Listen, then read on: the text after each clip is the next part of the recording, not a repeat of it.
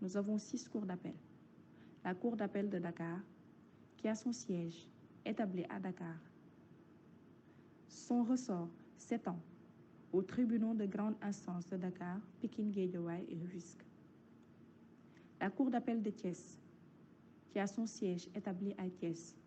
Son ressort s'étend aux tribunaux de grande instance de Thiès, Diourbel, Mbour, Mbacké et Tivaouane. Les institutions de la République du Sénégal. Dans cette vidéo, nous vous listerons les différentes institutions de la République du Sénégal et nous vous donnerons le rôle de chacune d'entre elles. Au Sénégal, nous avons en effet 5 institutions. Il s'agit du président de la République, de l'Assemblée nationale, du Haut Conseil des collectivités territoriales, le Conseil économique, social et environnemental et enfin, les cours et tribunaux. Ces institutions exécutives, législatives ou judiciaires permettent aux citoyens de l'État de concevoir ce dernier comme une organisation au service du droit commun et de la souveraineté du peuple. De la République. Ce dernier a plusieurs casquettes. Il est le chef de l'État, le chef des armées, le chef de l'exécutif. Il incarne l'unité nationale. Il détermine la politique de la nation.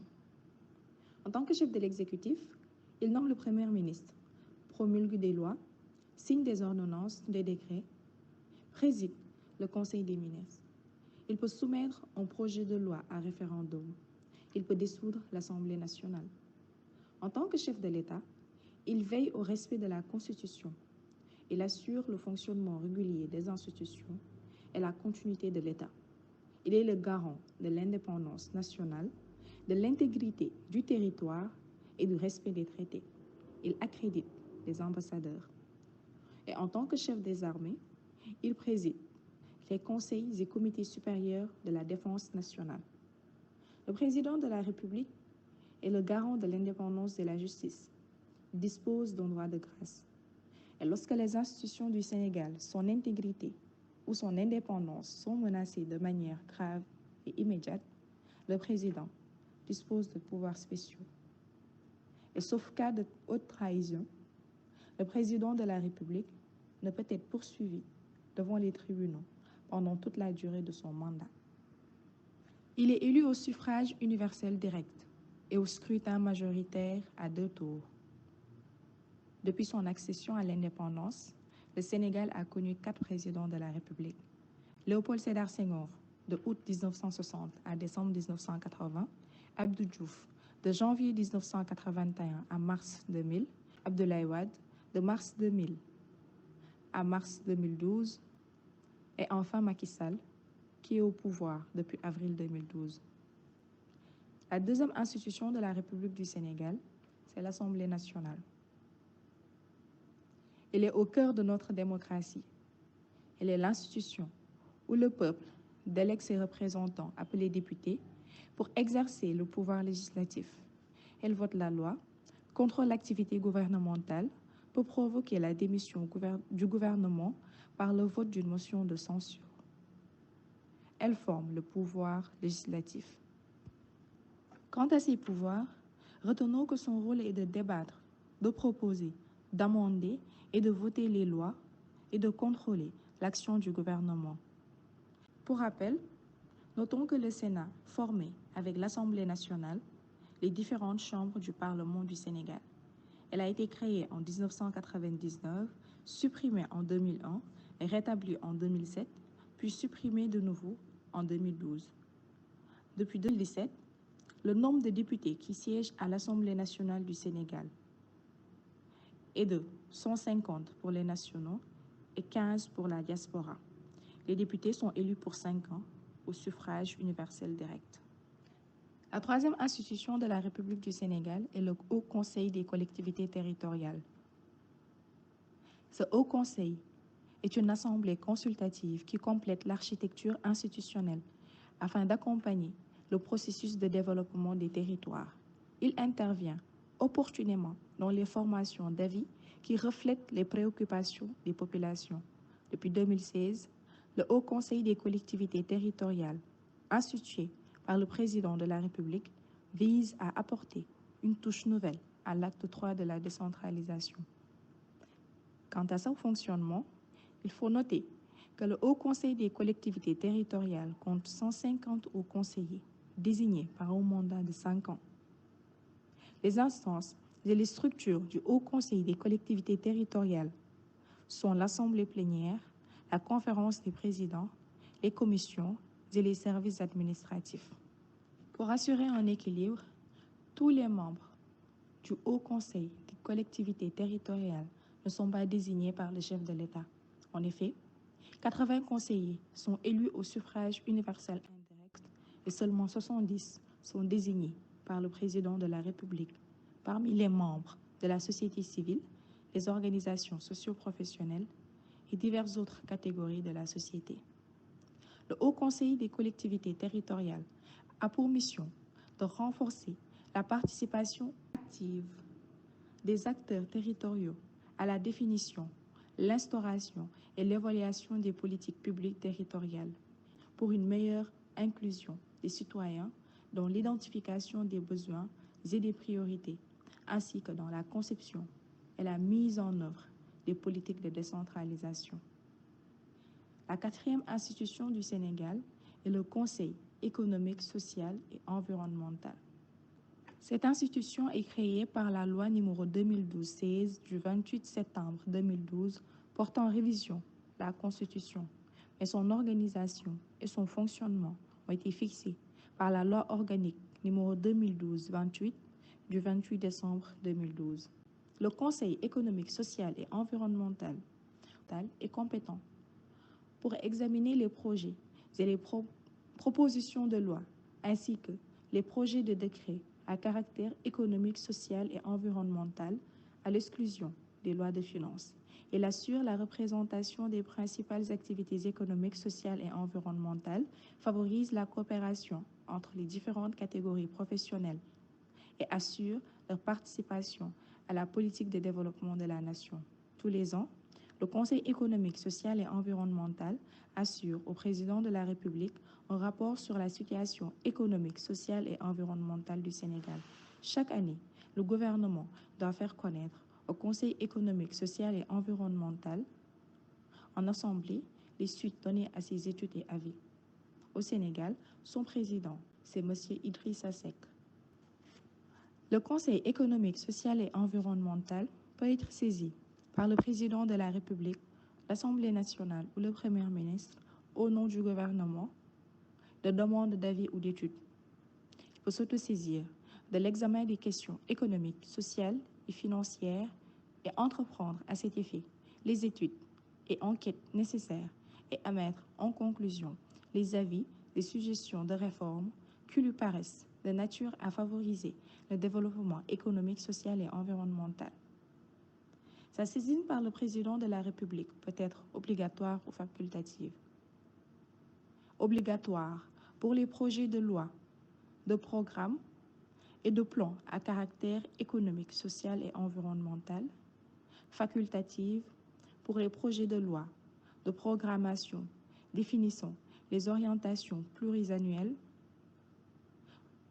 des finances publiques, des projets de loi, d'ordonnance ou de décret, ainsi que les propositions de loi entrant dans le domaine de ses compétences. Le Conseil économique, social et environnemental peut être saisi par voie de pétition signée par 5000 citoyens de toute question à caractère économique, social ou environnemental.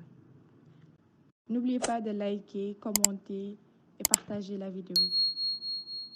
La dernière catégorie des institutions du Sénégal regroupe les cours et tribunaux. Il s'agit du Conseil constitutionnel, de la Cour suprême, de la Cour des comptes, des cours d'appel et des tribunaux d'instance et de grande instance. Le Conseil constitutionnel est une juridiction spécialisée, exclusivement compétente pour apprécier la conformité des lois et des engagements internationaux à la Constitution. Il procède à ce qu'on appelle le contrôle de la constitutionnalité des lois. Ses membres sont nommés par le président de la République, sans avis du Conseil supérieur de la magistrature. La durée du mandat des membres du Conseil constitutionnel est de 6 ans, non renouvelable. Le délai ne peut être réduit qu'à leur demande. Le Conseil ne peut délibérer qu'en présence de tous ses membres, sauf empêchement temporaire de l'un d'entre eux, dûment constaté par les autres membres. Les membres du Conseil constitutionnel sont indépendants. Ils ne peuvent en effet, sauf en cas de flagrant délit, être poursuivis, arrêtés, détenus ou jugés en matière pénale qu'avec l'autorisation du Conseil et dans les mêmes conditions que les membres de la Cour suprême et de la Cour des comptes. Le Conseil constitutionnel se prononce sur la constitutionnalité des règlements intérieurs des assemblées, la constitutionnalité des lois, le caractère réglementaire des dispositions de forme législative, la constitutionnalité des lois organiques, la recevabilité des propositions de loi, la constitutionnalité des engagements internationaux, les exceptions d'inconstitutionnalité soulevées devant la Cour suprême et sur tous les conflits de compétences entre le pouvoir exécutif et le pouvoir législatif. Il reçoit les candidatures à la présidence de la République et constate sa démission, son empêchement ou son décès, ainsi que la démission, l'empêchement ou le décès des personnes appelées à le suppléer. Il reçoit le serment du président de la République et constate sa démission, son empêchement ou son décès, ainsi que la démission, l'empêchement ou le décès des personnes appelées à le suppléer.